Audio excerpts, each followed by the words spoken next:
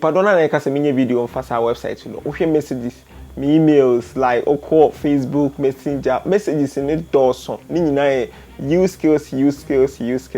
Website in to me go so make sure how our website in the fast work. But my talk like before so be signing up. No to coupon code be so my talk coupon code me go so make sure how our website in the fast work. So for how our website in the process in it, you know. Main Shadanje website in this probability say be a Ponzi scam website no 99.5% say be a Ponzi scam website 99.9% say be a Ponzi scam so make a Ponzi scammer and on chance say ultimi nyeska ultimi withdraw unyeska betimi withdraw right amount for betimi send proof no but Ponzi scam no say omo be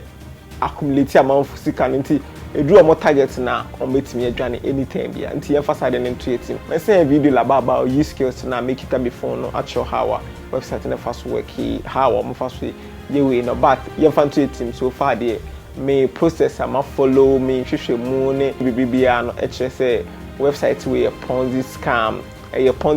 how omo fast so my website na fast work auto books we forex trading auto we no enu bia na je tata ma wani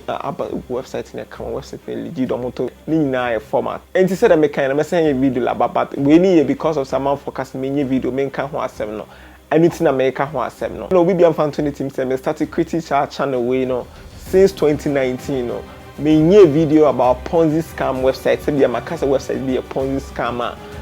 up to now website ni gusu ye adwuma ni nyina gu ye kai starlight website by omukra no manager no kra ye video be to ni YouTube channel say wa be sue me court or me be court and che be like oye bibi sa ba ma manfo g ni die and che be be 4 months 3 months later no mo fa manfo sika die and stay tuned me say video about USkills no